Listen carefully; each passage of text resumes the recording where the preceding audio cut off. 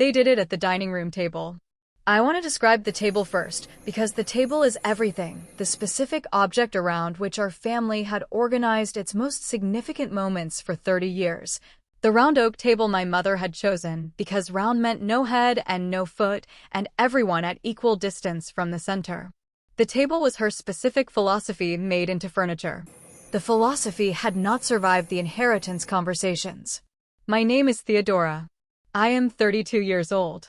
My brother Marcus sat at that table at 24 and received $40,000 and a commercial cleaning franchise whose territory had been researched by my father and whose training program had been pre-enrolled and paid for.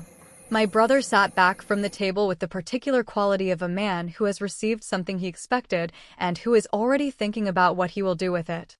My sister Renee sat at that table at 26 and received $35,000 and a catering equipment package and a commercial kitchen license and the specific warm presentation of two parents who had spent 6 months preparing this particular gift. I sat at that table on a Saturday in October when I was 28 years old. I had not been told what the meeting was about. I had driven 40 minutes. I had sat in the familiar chair. My father cleared his throat. He said, "Theodora, we want to talk about your future." My mother placed both hands flat on the table. And then she said the sentence. Not cruelly, in the particular tone of someone who believes they are giving a compliment while removing support. She said, "Marcus needed the help. Renee needed the help. You've always been different. You're the strong one. You don't need what they needed. You can do it on your own." My father nodded. They slid nothing across the table. Not a check. Not a folder. Not a business plan. Nothing. The table my mother had chosen because round meant equal. The table that had just communicated the specific hierarchy of who required investment and who was considered investment-proof. I looked at the table. I looked at my parents. I said, "I understand." I drove home. I did not cry. I made a list. I spent the night after the table understanding what my parents meant when they said strong. Not what I wanted it to mean, what it actually meant in the specific language of the family I had grown up in, where strong was the word applied to the child who required the least management, who solved her own problems, who arrived at solutions before she asked for help, and who had never, across 32 years of being the middle child between a brother who needed structure and a sister who needed encouragement, presented herself as someone who needed anything at all. I had not presented myself as needing anything. This was the specific truth beneath the sentence. My parents were not wrong that I was capable. They were wrong about what capability required. They had looked at my capability and had decided that capability negated need, that because I could figure things out, I did not need the same foundation that they had provided to children who were less capable of figuring things out. They had used my strength as the reason to withhold the investment that would have made the strength productive faster and with less cost. I had built a small event planning practice over the previous 3 years. Small. The specific small of something that has been built entirely from personal resources without external investment, organically, slowly, sustainably, but constrained by the specific ceiling that the absence of capital creates for any small business that has found its market but cannot scale to meet it. I needed $15,000 to scale. Not $40,000. Not $35,000. $15,000, a specific amount I had calculated across a professional planning spreadsheet, would allow me to hire one part-time assistant, secure the event insurance that would allow me to bid on corporate contracts, and invest in the marketing presence that would move my practice from word of mouth to something with broader reach. I had been going to ask my parents for $15,000. That was why I had driven 40 minutes to sit at the table. I had come to ask for $15,000 and had received the information that I was the one who did not need asking for. I did not go back to sleep. I sat at my own kitchen table. And I thought about who else I could ask. Not for the money, for something better.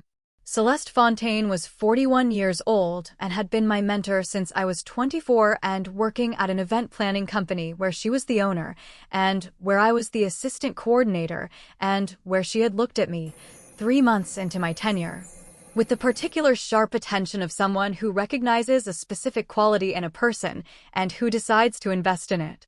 She had invested in me across 4 years of my working for her, not financially, in the specific way of someone who shares knowledge and access and honest feedback with the particular generosity of a professional who understands that mentorship is the most durable investment anyone can make in another person's capacity. I called her on Sunday morning. She answered on the first ring. "Tell me," she said. I told her. The table. The sentence. The nothing slid across. She listened with the complete attention she had always given to things that required it.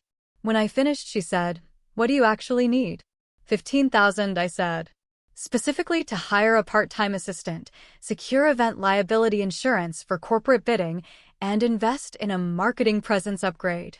"And what does the 15,000 produce?" she said. "Access to corporate event contracts," I said, which produce an average of 7 to 12,000 per contract. I currently turn down 3 to 4 corporate inquiries a month because I don't have the insurance or the capacity. She was quiet for a moment. "What's your current annual revenue?" she said. I told her. "And with the 15,000 and the corporate access," she said. I told her the projection. She was quiet again. "Theodora," she said. "Yes," I said. "Your parents told you that you are strong enough to do it without their help," she said. "Yes," I said. "They were right," she said. I was quiet. "But strong enough to do it without their help," she said, "does not mean strong enough to do it without any help. Those are different things." "Yes," I said. "I have something I want to propose," she said. "Not a gift. A business arrangement. Come in Monday morning." "What kind of arrangement?" I said. "The kind," she said, "where your strength is treated as the asset it is rather than the reason to withhold investment." I came in Monday morning. The arrangement Celeste proposed was this. She would provide $15,000 as a structured business loan, not a gift, not an investment for equity. A loan with a specific repayment schedule that reflected the projected revenue increase the $15,000 would enable, and that was designed to be manageable rather than burdensome. She would also provide 6 months of business mentorship, specific, scheduled, with defined objectives, focused on the corporate event market that I was positioned to enter but had not yet been able to access. In exchange, I would sign a simple loan agreement and commit to the repayment schedule and the mentorship schedule. "Why?" I said.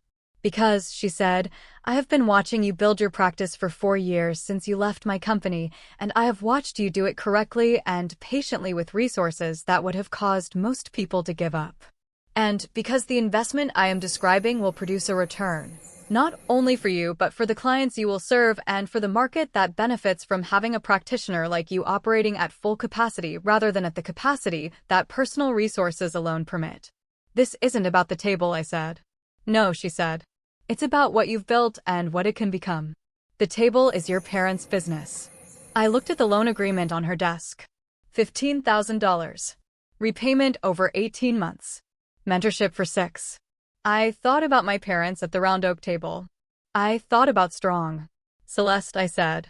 "Yes," I said. "Thank you," I said. "Sign the agreement," she said. "And then come to the Monday morning meetings I'm going to schedule. Because I have 4 corporate clients who have been asking me who I recommend for events I no longer have capacity to manage myself, and I have been waiting for the right moment to send them somewhere I trust completely." I looked at her. "For clients," I said. "For existing inquiries," she said. "With more where they came from." I signed the agreement. I left her office.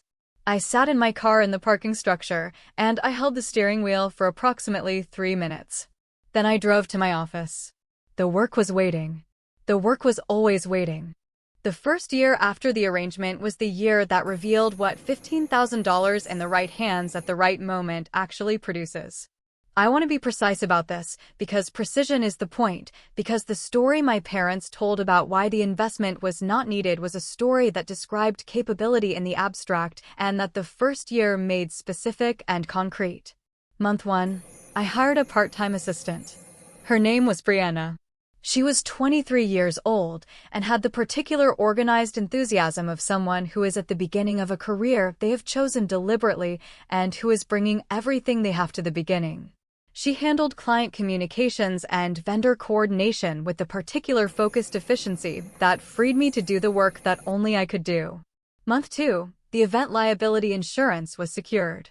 The corporate bidding portal was opened. I submitted 3 proposals in the first week. Month 3, 2 of the 3 proposals were accepted. The first corporate contract was a quarterly all-hands meeting for a mid-sized technology company. The second was a product launch for a regional retail brand. I had never managed events at this scale. I had managed smaller versions of every component. The combination required everything I had built in 4 years of the smaller versions. Month 4, the first corporate event executed. Celeste attended as a guest and a witness. She sat in the back and she watched everything happen with the particular attentive quality of a mentor who is assessing what her investment has produced. After the event, she found me. She said, "You didn't need me there." "No," I said. "I know," she said. "I came anyway." Month 6, revenue had increased 43% from the previous year's equivalent period. Month 12, I made the first repayment installment on the loan. I had projected the repayment would begin at month 9. It began at month 6. Because the corporate contracts had produced exactly what the projections said they would produce, and then slightly more. Because projections built on conservative assumptions tend to underestimate the performance of someone who is operating with the focused attention of a person who has something to prove, not to her parents, not to anyone watching, to the specific standard she has always held for herself. My brother Marcus called in month 8. He was 36 years old and had been running the commercial cleaning franchise my parents funded at his table for 12 years with the particular steady quality of someone whose business had found its natural size and was operating comfortably within it. He called not because anything was wrong, because he had been following what was happening with my practice through the specific social visibility of a small city where professional developments in one family member's life reach the others through the natural channels of acquaintance and social media and the particular warmth of neighbors who have known everyone for 30 years. "Theo," he said. "Marcus," I said. "I heard about the corporate contracts," he said. "News travels," I said. "Mrs. Patterson told Mom at church," he said, "that her company hired you for their product launch." "Yes," I said. "Mom mentioned it at dinner," he said. "Did she?" I said. "She seemed," he started and stopped in the specific way of someone who is characterizing a thing they witnessed and who is trying to be accurate without being unkind. "She seemed what?" I said. "Surprised," he said. "And proud. Both at the same time. In the specific uncomfortable combination of someone who has received information that requires them to update a previous assessment." I sat with this. "Marcus," I said, "can I ask you something?" "Yes," I said. "Did you know?" At the table. "That they weren't going to?" "No," he said. "I didn't know. I found out after. Renee told me." "How did you feel about it?" I said. He was quiet for a long moment. "I felt like they made a mistake," he said. "And I said so. To Mom. After Renee told me." "You said so," I said. "She said you were the strong one," he said. "She said it like it was a compliment." "It was meant to be," I said. "I told her," he said, "that complimenting someone while withholding from them is a specific kind of unkindness that doesn't become kindness by calling the compliment genuine." I looked at the wall of my office. "You said that to Mom?" I said. "Yes," he said. "What did she say?" he said. "She was quiet," he said. "For a long time." My father called on a Sunday. Not immediately, the Sunday that was 14 months after the table, which told me that the call had been building across those 14 months and had needed the specific time to build before it could be made. He was 67 years old and had the particular quality of a man of his generation who expresses love through provision and who had organized his understanding of his role as a parent around the specific act of giving his children what they needed. To begin, he had given Marcus what he needed. He had given Renee what she needed. He had given me the assessment that I did not need. He called on a Sunday, and I answered on the third ring, not the first, because the first ring is reactive, and I had promised myself that this conversation, when it came, would be mine. "Theodora," he said. "Dad," I said. "I've been following what you've been doing," he said. "I know," I said. "The corporate contracts," he said. "Yes," I said. "The revenue growth," he said. "Yes," I said. He was quiet for a moment. "Mrs. Patterson's company," he said. "I know Gerald Patterson. He told me personally that the product launch was the best event his company has ever hosted." "That's good to hear," I said. "Theodora," he said. "Yes," I said. "We were wrong," he said. At the table. Not about you being capable. About what capable requires. I sat with this. What changed your mind? I said. Your brother, he said. Marcus said something to your mother that she told me and that I have been sitting with for 8 months. What did he say? I said. He said, complimenting someone while withholding from them is a specific kind of unkindness that doesn't become kindness by calling the compliment genuine. He said that to Mom, I said. She told me, he said. And I have been carrying it for 8 months. What do you want to do with it? I said. He was quiet. I want to say I'm sorry, he said. For the nothing that was slid across the table. For the sentence that we meant as a compliment. For the specific unkindness that was not recognized as unkindness until it had already been delivered. I held the phone. I know you're past needing it, he said. I'm saying it anyway. Thank you, I said. That's all, he said. It's enough, I said. My sister Renee came to my office on a Thursday.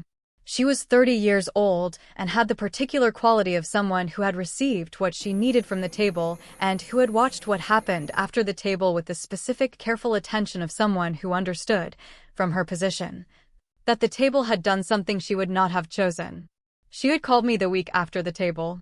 She had said, Theo, I didn't know they weren't going to. I know, I had said. What are you going to do? She had said.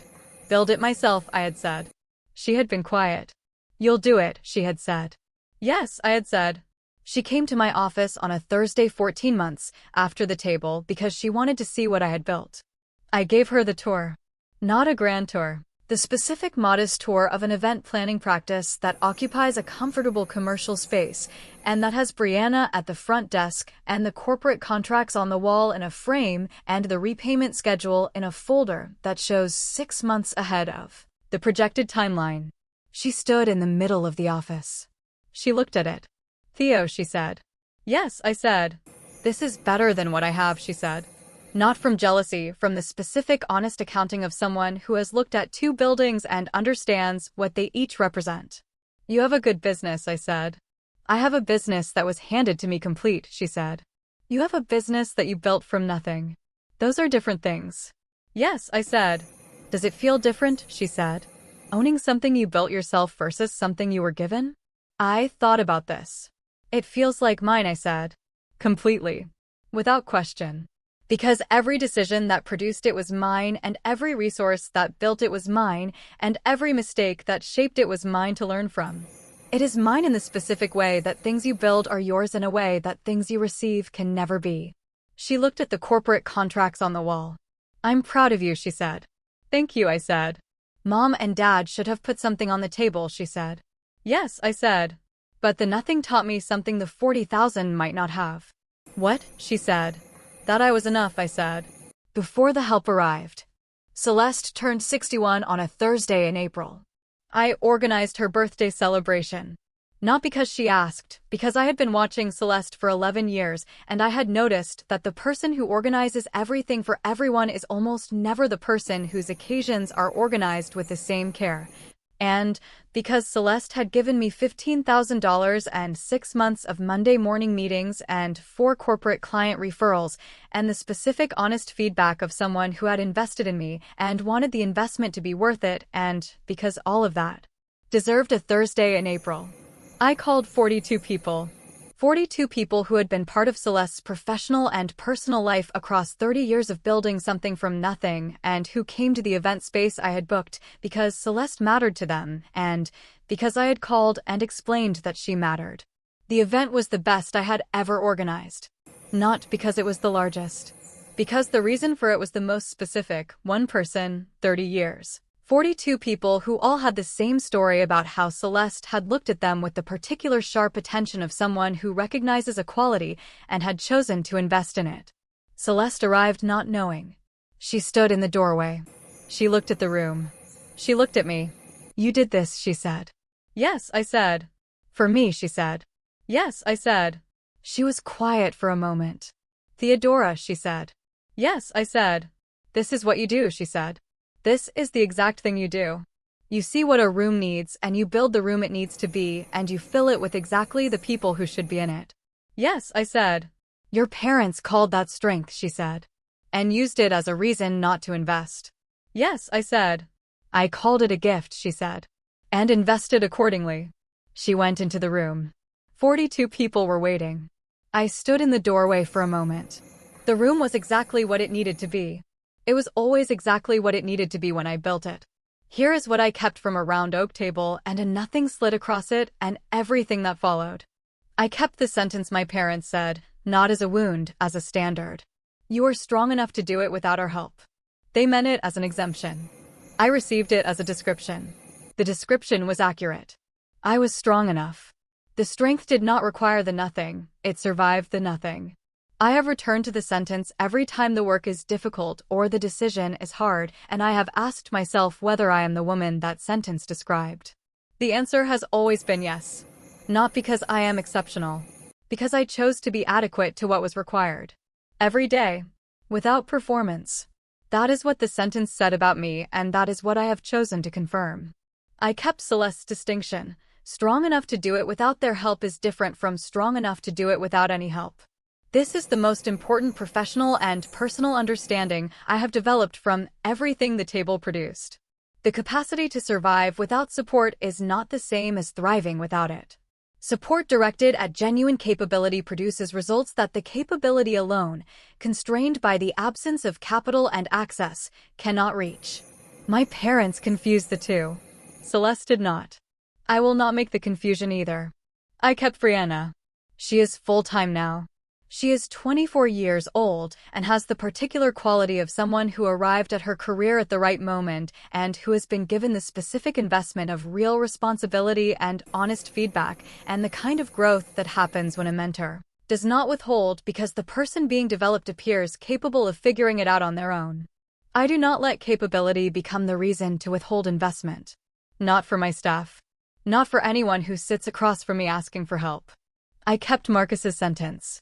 Complimenting someone while withholding from them is a specific kind of unkindness that doesn't become kindness by calling the compliment genuine. He said it to our mother. She told our father. Our father sat with it for 8 months and then called me on a Sunday. The sentence took 14 months to travel from the table to an apology. It traveled. That matters. I am 32 years old. Nothing was slid across the table. I drove home. I made a list. I called Celeste. I signed an agreement. I built the practice. I repaid the loan 6 months early. The room is always exactly what it needs to be when I build it. It always was. They just didn't know what they were looking at. If this story reached something in you, if someone once used your strength as the reason to withhold what you needed, and you built it anyway, I want to hear about it in the comments. What did you build with the nothing they gave you? Stories like this one stay alive because people carry them forward. Share this with someone who needs it today. And if you would like more stories told honestly, the way things worth keeping deserve to be told, subscribe. We will be here. The end.